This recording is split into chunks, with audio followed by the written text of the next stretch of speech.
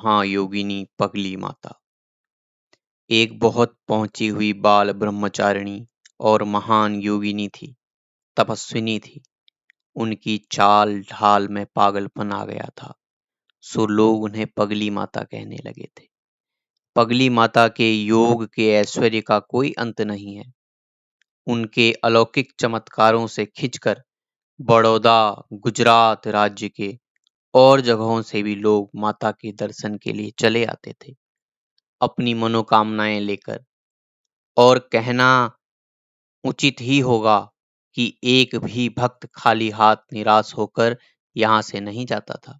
हर एक को उसका मनचाहा फल मिल जाता था।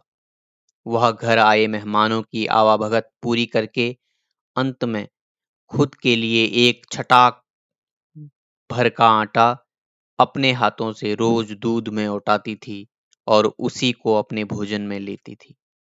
उस जमाने में सूल पानी का यह जंगल और ज्यादा खतरनाक रहता होगा।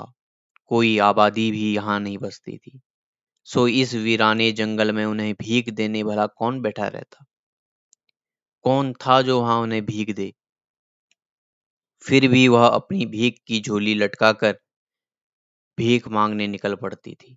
और थोड़ी ही देर में जब वह आश्रम लौटती थी तो उनकी झोली चावल, दाल वगैरह सब कुछ चीजों से भरी मिलती थी। भीख में मिले इसी अन्न से वह आश्रम लौटकर घर आए सारे मेहमानों को, चाहे उनकी संख्या कितनी ही ज्यादा क्यों न हो, बड़ी शांति से संतोषजनक भोजन करा देती थी। बड़ौदा के राजघराने की छोटी रानी अमृता राजे इनकी शिष्या थी। एक बार जब वह इस आश्रम में आई थी तब उनके सामने करीब 1000 परिक्रमाकारी पगली माँ के आश्रम में आए। आते समय रानी माँ भी अपने नाव में ज्यादा चावल, दाल आदि बहुत सारा भिक्षा अन्न भर कर लाई थी। सो इधर रानी जी ने मेहमानों के पहले ही अपना भोजन ले लेने का आग्रह किया। पगली माँ ने मजबूरन मेहमानों की सेवा के पहले ही अपना भोजन अर्थात पंचकणिका का दूध में पकाया भोजन लिया। इधर पूड़ियां तलते तलते घी कम पड़ गया। परिक्रमाकारी भूखे लौट जाएंगे, इस डर से रोते रोते रानी माँ ने पगली माँ को अपनी आशंका जताई।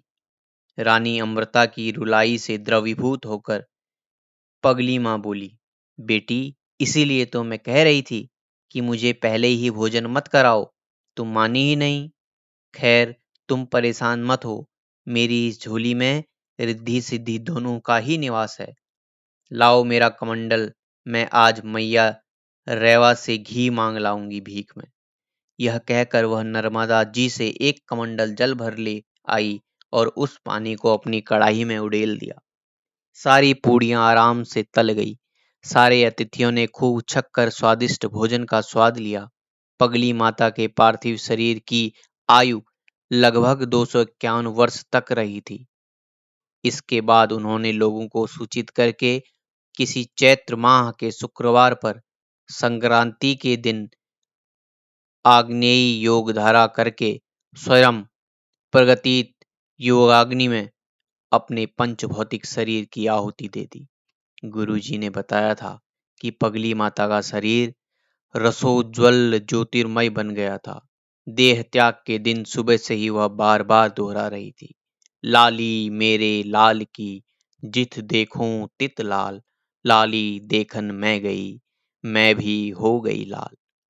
माँ का उपदेश तन मन और वचन से भक्त को सत्यनिष्ठ, सत्य संग होना चाहिए। सत्य की साधना से बढ़कर और कोई तपस्या नहीं है।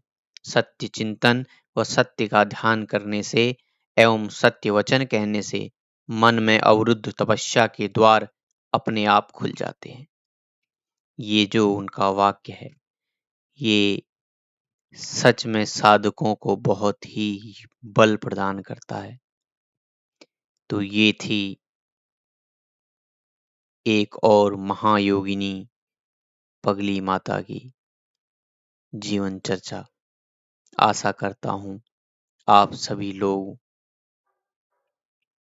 इससे बहुत कुछ सीखने को मिलेगा।